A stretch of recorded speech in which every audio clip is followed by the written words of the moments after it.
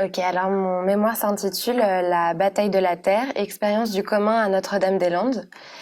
J'ai essayé de répondre à la problématique qui interroge le concept de propriété-habitat, qui est donc développé par Sarah, au regard de la question d'actualité qui était comment habiter l'Anthropocène avec le cas d'étude de la zone à défendre de Notre-Dame-des-Landes.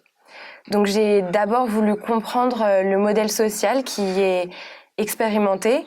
Donc il s'agissait d'abord de questionner finalement l'organisation spatiale avec son rapport au commun, les modes d'habiter et toute la valeur environnementale finalement qui s'en dégage avec les innovations qui portent en eux. Bien sûr, la question foncière était déterminante pour comprendre toute l'alternative que propose ce modèle social, qui est caractérisé par un usage pluriel, partagé et communautaire du sol. Donc après de nombreuses lectures sur la ZAD, je m'y suis finalement rendue et j'ai découvert une forme d'écosystème autonome régi par une économie alternative avec bien sûr de nombreuses limites du fait des tensions, des expulsions et de la normalisation imposée par l'État. En complément de cette découverte de terrain, j'ai également découvert le colloque Comment penser l'Anthropocène et donc le travail de Sarah qui ont vraiment enrichi toute la réflexion. Et la question qui était initialement posée, qui était comment redéfinir le sol comme bien commun, s'est transformée pour plutôt comment redéfinir le sol comme milieu commun. Donc cette conception du sol, elle s'appuie sur l'hypothèse que c'est un paradigme fondamental de l'habitat.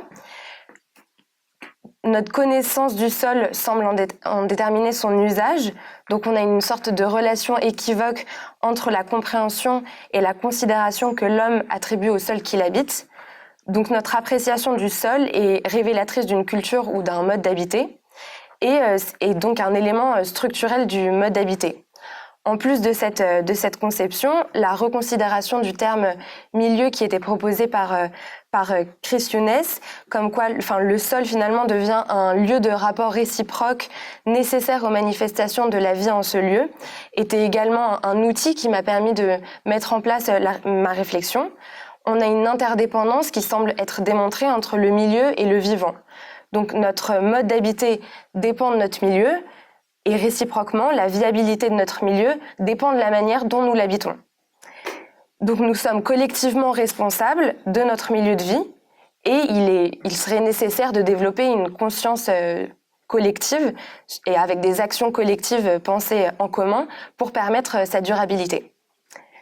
Le deuxième temps de travail a été de retourner comprendre finalement le terrain le lieu de vie finalement qui est la ZAD de Notre-Dame-des-Landes et cette fois-ci plutôt les différents jeux d'acteurs qui peuvent s'y dérouler et le rapport au foncier bien sûr entre propriété et commun. Donc j'ai appris que la légalisation de la ZAD avait entraîné un recours à des conventions d'occupation précaire qui elles-mêmes très fragiles avaient entraîné la mise en place d'un fonds de dotation qui s'appelle la Terre en commun. Donc ce recours à ce fonds de dotation est une manière pour certains habitants de la ZAD finalement de se défaire de la propriété tout en devenant propriétaire. Donc l'étude de la question foncière, j'essaie de faire défiler les photos. Donc l'étude de la question foncière a été menée en parallèle à celle des communs. Le fonctionnement de la ZAD dépend du statut du sol qui est mis en commun et les liens solidaires résultent du partage du milieu. Donc, mon expérience de la ZAD m'a néanmoins amené à soutenir l'hypothèse que, conjointement à cette vision générale d'un partage d'un milieu, etc., de tous ces liens solidaires, le commun s'exprime quand même de manière plurielle sur la ZAD, avec des espaces qui sont véritablement partagés et d'autres qui sont plus collectifs et d'autres qui sont véritablement communs. Donc, si on s'appuie sur la définition des communs, par exemple d'Elinor Ostrom, on pouvait faire apparaître que certains espaces s'apparentent plutôt à un vrai partage de l'espace, alors que d'autres espaces s'apparentent à la mise en pratique du commun. et que de la même manière, d'autres espaces relèvent non pas d'une propriété, ils s'expriment sous la forme d'une propriété commune qui est régie par une réglementation. Et enfin, la dernière sorte de typologie d'espace commun que j'ai essayé de mettre, de faire ressortir, c'était ces espaces qui finalement ne peuvent absolument pas être appropriés et qui sont là plutôt l'expression d'un commun qui semblait être défini par Pierre Dardot et Christian Laval. Et là, c'était plutôt un principe fondamental du vivre ensemble. Donc finalement, c'est toute cette compréhension du terrain qui m'a amenée à relire mes premières approches théoriques et donc de relire et de recomprendre la controverse de l'article 544 qui est proposé par Sarah. Et cette nouvelle conception de la propriété et les différentes formes de commun, le parallèle qui était fait entre ça, a été permis grâce finalement à cette étude de terrain et aux différentes formes de commun et de propriété qui semblent être expérimentées.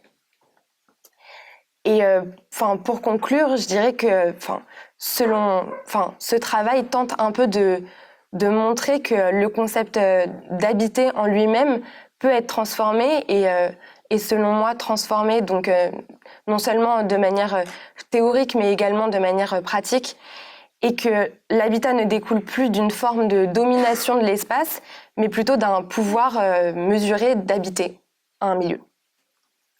Donc sinon pour les petites illustrations, c'est juste pour situer un peu, pour voir un peu à quoi la ZAD ressemble.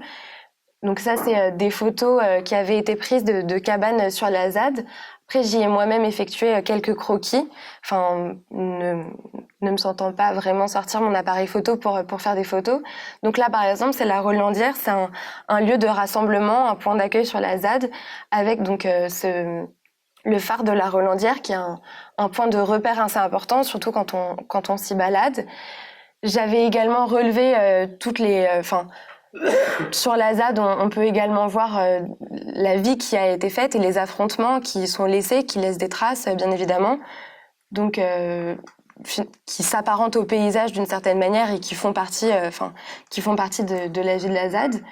Toutes les de nouvelles constructions également qui ont lieu, qui font partie donc de ces typologies de communs, avec ici le hangar de l'avenir qui a été construit pendant que j'y étais, la Vacherie qui est un lieu emblème de tout le mouvement contestataire qui a eu lieu sur la ZAD.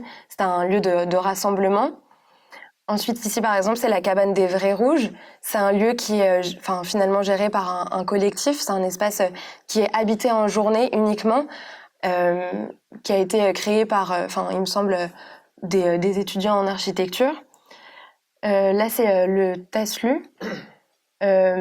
Également un grand dortoir, qui sert de grand dortoir collectif, en tout cas en été, avec ce mirador qui permet de voir. Et j'avais également, il y a une BD qui a été faite sur la ZAD et qui illustrait très bien les rapports aussi avec les non-humains qui habitent la ZAD et qui sont plus ou moins considérés ou pris en compte par les habitants humains de la ZAD, avec cette conception que c'est un espace qui est partagé entre tous finalement et que toutes les actions qu'on va y porter vont affecter tous ces habitants. Et j'avais essayé un peu de regrouper de manière très schématique et très sommaire, mais un peu cette idée que voilà, sur un sol, on a une caractéristique qui peut être végétale. Notre-Dame-des-Landes, voilà, c'est connu pour sa végétation. C'est les Landes. Donc, dans ce milieu qui se crée, on a également des habitants humains qui vont s'y installer. C'est leur milieu de vie, c'est leur habitacle. On a des humains qui s'y installent de manière différente suivant où on se trouve. Dans la forêt de Roanne, on va pas trouver le même nombre, les mêmes flux que à la Relandière par exemple. C'est pas les mêmes habitants, il y a pas les mêmes regroupements, le même nombre de personnes. Et du coup, ces personnes-là, eux-mêmes, créent des habitats qui sont complètement différents. Donc, on va pouvoir retrouver des fermes, comme on va pouvoir retrouver des cabanes sur la ZAD. Et donc voilà, c'était un peu schématiquement sur une espèce de coupe paysagère, montrer comment tout le monde cohabite à un même milieu. Peut-être, je dirais peut-être ce qui serait c'est bien, c'est que vous donnez un peu d'air à la présentation, enfin d'air, Ouais, on a de l'air. l'occasion de pouvoir répondre peut-être. Avant de passer à Sarah, si vous avez quelques remarques ou questions, je trouve que ce serait bien. Moi je veux bien, et merci, pour ce temps très clair. Comme elle est très très courte, moi ce que je voudrais te demander, c'est combien de temps tu as passé là-bas, quelle méthode tu as essayé d'appliquer, éventuellement quel type de méthode tu as dû sans doute changer, t'acclimater, etc. Qui sont les gens, j'imagine que tu as fait des entretiens aussi, ou sauvages, ou informels, ou formels. Quels sont ces informateurs privilégiés que tu as pas forcément choisis, mais qui sont venus à toi? Et quel type de commun, y a-t-il plusieurs types de communs que tu as pu extirper de ta recherche? Et si oui, quels sont-ils et que sont-ils un peu devenus ou en train d'être? Alors moi je suis allée sur la ZAD à 2 reprises. Une fois en été, pendant la semaine, il y avait une semaine intergalactique qui était organisée. Donc c'est un grand événement de rassemblement en fait.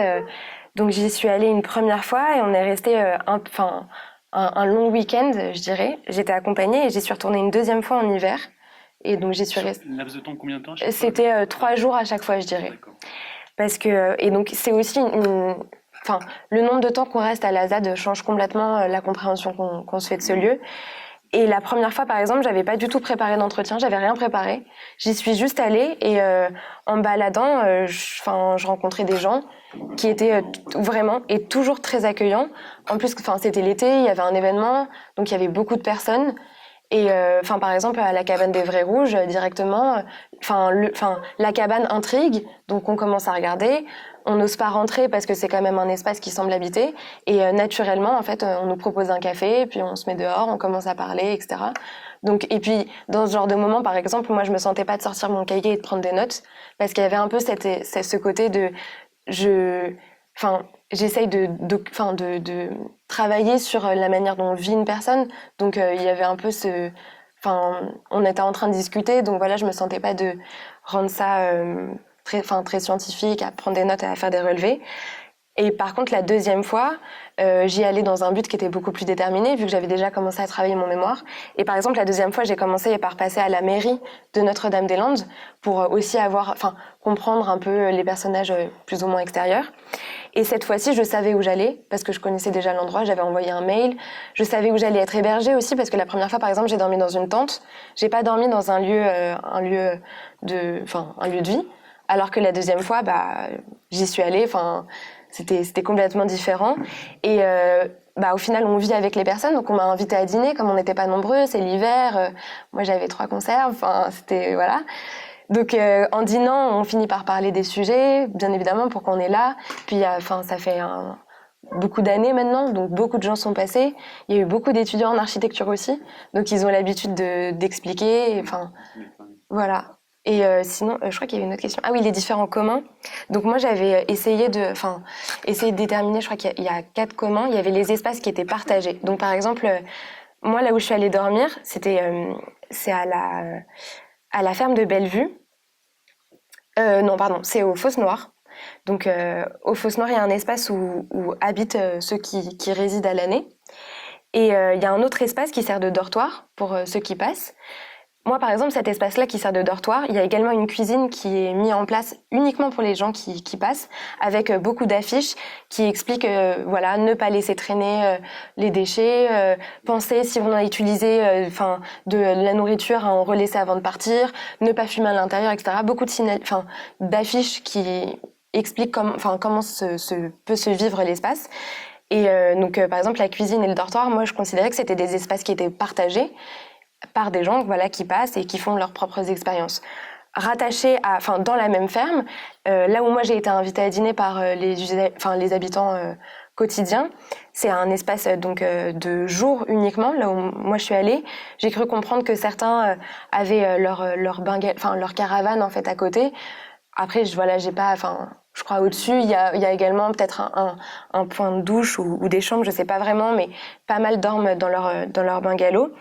Et donc, dans cet espace de vie, finalement, il y a des résidents assez quotidiens, Donc pour moi, ça c'était plutôt un espace qui était collectif.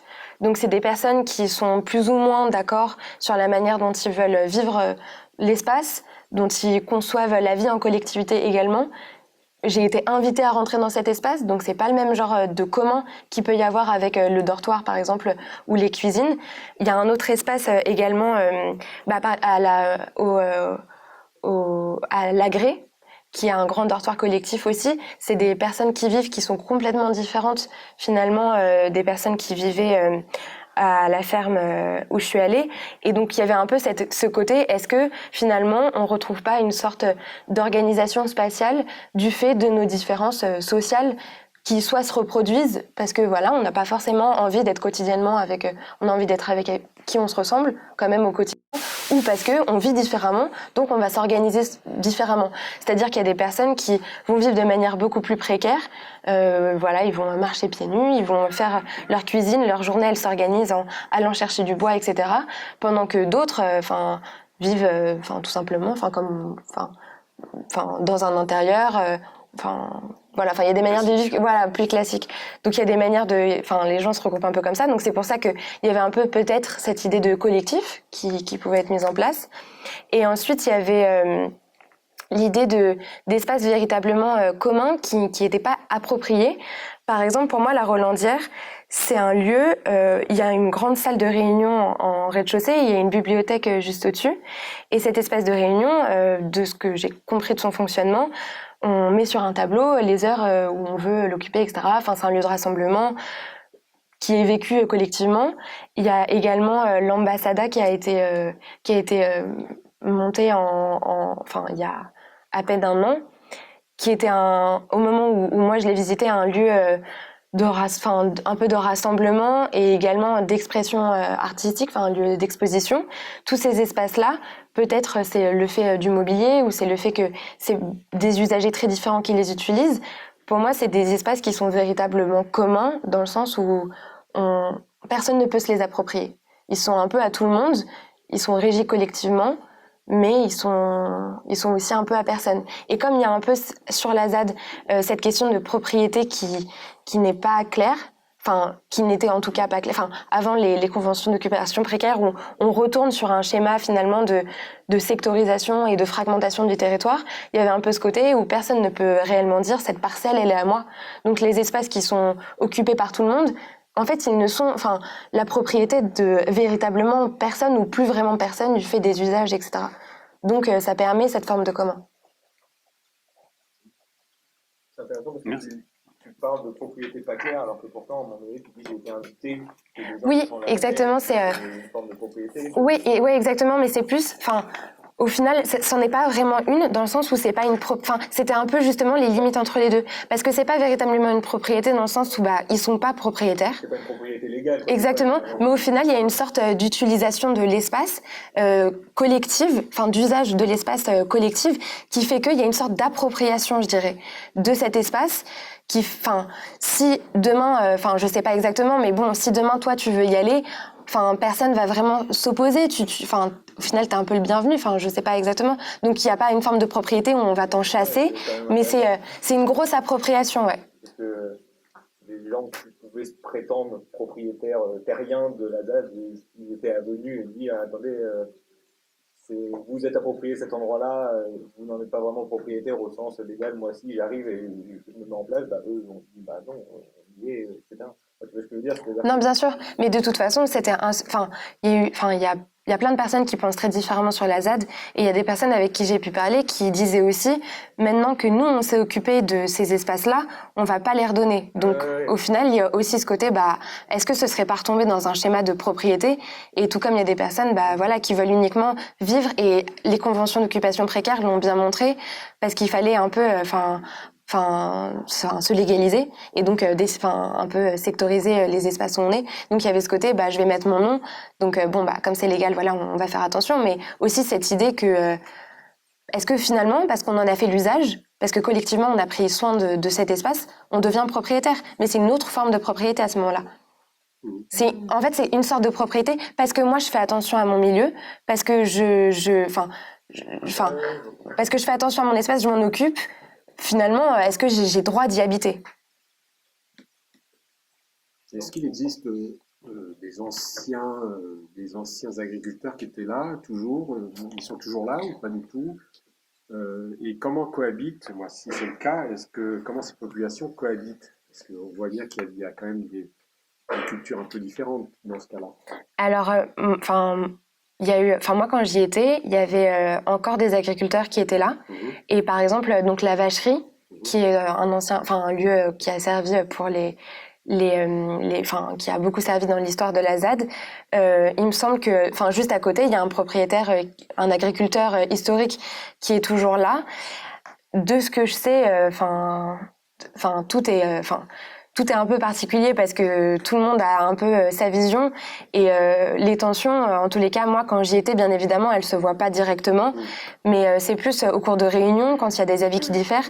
Par exemple, de ce que j'ai compris, au moment de l'abandon du projet d'aéroport, il y avait un vrai débat sur les routes que moi je trouvais très intéressante parce que les routes c'est une forme de passage au final avec une autre forme de commun qui s'y expérimente. Et, voilà, il y avait certains qui disaient, bah non, les routes, enfin, il y avait une route qui était bloquée, qui était, très significative. Il y en avait certains qui disaient, bah non, les routes, nous, on veut les laisser bloquées, même si c'est légalisé, on continue finalement notre contestation. Tout comme pour des agriculteurs, même ça pouvait être, enfin, ils avaient dit, si on légalise, nous, enfin, quelque part, on sera obligé de refaire cette route. Et il y avait beaucoup de débats parce que aussi cette route, elle est utile, enfin, au bout d'un moment, bah voilà, enfin, comment la vie peut reprendre son cours par rapport à ce qu'on doit faire et ce qu'on aimerait faire. Et tous les débats en interne, ils peuvent toucher plein de points, même par rapport à l'usage du bois. Enfin, il y a une association qui s'occupe du bois, mais tout comme il y en a qui disent qu'il faut pas y toucher, par rapport aux élevages également. Enfin, donc tout le monde a un peu ses avis différents. Les tensions, elles se voient pas, mais elles peuvent se ressentir au cours de réunions ou dans des prises de parole. Bah, les gens vont dire qu'il y a des manières de penser qui sont forcément différentes et que voilà, enfin, c'est un peu enfin, j'avais lu enfin, il y avait une phrase d'un habitant qui était reprise dans un ouvrage de Hervé Kampf, il me semble, qui disait qu'en fait, on voit, tout le monde dit tout haut ce qu'on pense tous tout bas dans la société dans laquelle on vit. Quand on vit à Paris ou on vit dans des lieux qui sont plus, entre guillemets, normalisés, on voit les gens, enfin, on a des schémas très clichés qu'on peut avoir. On va avoir des idées sur les autres, sur la manière dont ils vont vivre. Et là-bas, bah, ça se confronte et on ose dire. Alors parfois des moments dans l'histoire où ça a été plus ou moins tendu, mais au moins il y a cette rencontre où voilà, on se dit ce qu'on pense. peut-être qu'il n'y a pas d'autres.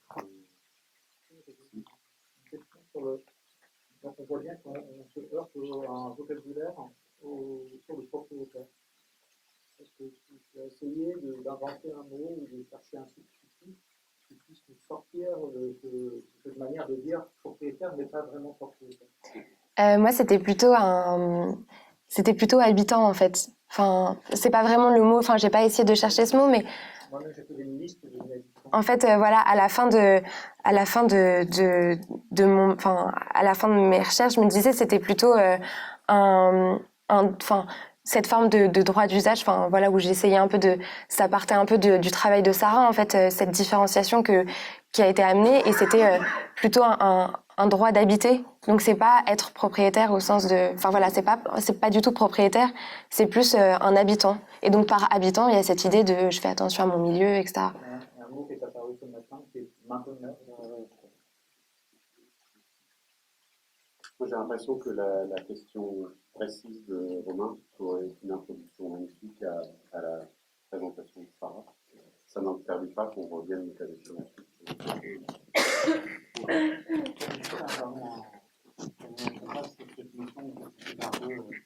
J'ai l'impression qu'il y a vraiment eu, il y a avant les négociations et après. Il y a eu une parenthèse de 10 ans où on va dire que c'est plus l'univers squat, et du coup, il y a d'autres règles du jeu. Un terrain qui n'appartient plus à des agriculteurs parce qu'il a déjà été racheté par l'État. Et où il y a à la fois des bâtiments, des champs, enfin tout autre chose. Et à la fois, du coup, il y a une sorte de distance, effectivement, où personne n'est. Enfin, il y a des agriculteurs résistants, mais eux, ils ont fait leur univers, mais c'est autre chose. Et moi, en ayant pris à un moment donné, mais d'être rentré là-bas par des chantiers, et puis tout d'un coup d'avoir décidé de vivre là-bas, en fait, il m'a fallu quasiment un an pour arriver à désamorcer un modèle que j'avais de la notion de propriété, de un tel il est dans cette cabane-là, donc c'est forcément lui qui a dû la construire, c'est un peu chez lui, et de comprendre qu'en fait c'est beaucoup plus éclaté que ça, dans le passage qu'on a d'une chose à l'autre, qu'il y en a bien qui vont ranger les outils dans le garage de l'autre, qu'il y a un passage dans les maisons, les gens passent tout le temps d'une maison à l'autre, faire des choses, et que les gens changent de maison aussi souvent pour plein de raisons, et qu'il y a une sorte de mobilité de la question de qui habite où, qui a fait quoi. Il y a plein de gens qui ont construit des cabanes, qui ont le plaisir de construire des cabanes et qui n'ont pas du tout habité. Et au début, moi, je me suis rendu compte à un moment donné que mon schéma de pensée appliquait toujours un truc de machin, presque comme s'il avait un bail et qu'il était là. Et qu'en fait, c'est 10 fois plus commun ou confus. Oui, mais Ouais, mais oui, et aujourd'hui, voilà, on arrive dans une autre séquence, et comment cette expérience-là, elle discute avec les cadres de la normalisation. et justement, enfin Paul, juste pour revenir à quand tu disais, bah au final, j'habite cet espace, donc est-ce que je suis pas propriétaire? Bah typiquement, enfin dans beaucoup d'espaces, justement, en fait, la ferme de, enfin moi là où j'ai été, enfin invitée à dîner.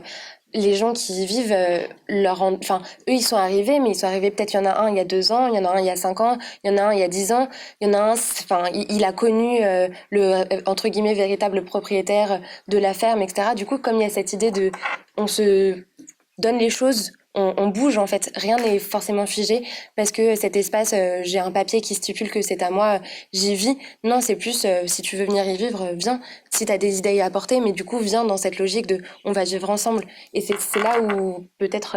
Non, non, mais je comprends bien, mais ça n'empêche que du coup, c'est un changement d'échelle. C'est-à-dire que moi, si j'ai des idées qui sont totalement contre les idées que les gens partagent là-dedans, bon, bah, je ne peux pas appartenir à donc, cette propriété qui n'est plus donc, la propriété de la maison, mais du coup, peut-être la propriété de la ZAD. En fait, la ZAD est la propriété de ceux qui y habitent, donc certains avec des maisons un peu plus intimistes, même si cette intimité peut être.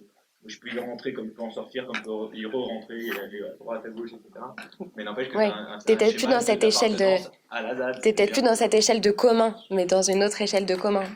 Bah peut-être, ouais. Peut-être que